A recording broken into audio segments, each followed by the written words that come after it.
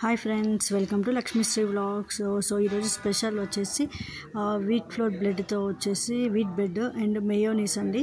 So వీటితో వచ్చేసి sandwich ఎలా చేసుకోవాలి, విత్ శాండ్విచ్. ఇది వచ్చేసి పిల్లలు తినడానికి కానీ, పెద్దవాళ్ళు తినడానికి కానీ, లేదా పిల్లలకి స్నాక్స్ కానీ, లంచ్ బాక్స్ కానీ ఈజీగా ఉంటుందండి. సో వెయిట్ తగ్గాలనే వాళ్ళకు కూడా మార్నింగ్ కానీ ఈవినింగ్ కానీ తీసుకోవచ్చు.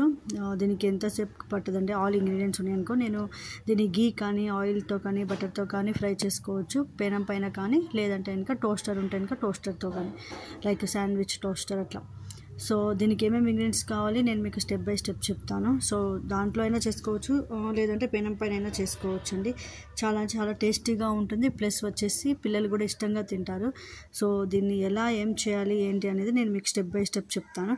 ఫస్ట్ వచ్చేసి మనం బ్రెడ్ పీసెస్ అండ్ మేయోనీస్ తీసుకోవాలి.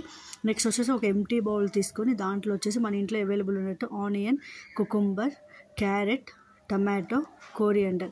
సో టమాటో పీసెస్ కట్ చేసుకోవాలి, క్యారెట్, కోరియండర్ అండ్ ఆనియన్ కూడా కట్ చేసుకోవాలి. క్యారెట్, కోరియండర్ వచ్చేసి తురుము పెట్టుకోవాలి, లేదా తురవడానికి కుదరకపోతే సన్నగా పీసెస్ కట్ చేసి పెట్టుకోవాలి అయినంతవరకు.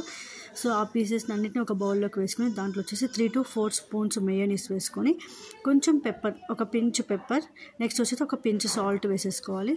సో వేసుకున్న తర్వాత 2 బ్రెడ్ స్లైసెస్ తీసుకొని శాండ్విచ్, నేను చూసాను కదండి బ్రెడ్ శాండ్విచ్ మిషన్ ఇది.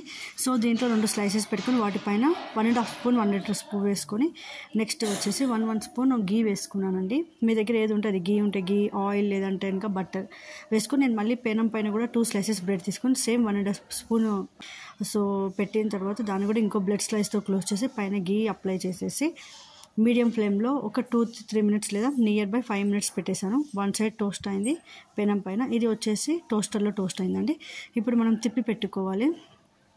సో తిప్పి పెట్టేసుకొని సేమ్ యాస్టీస్ సెకండ్ సైడ్ కూడా అలానే ఫ్రై చేసుకొని సో ప్లేట్లో తీసేసుకోవాలి. చూసారు కదా, ఈజీ వెజ్ శాండ్విచ్.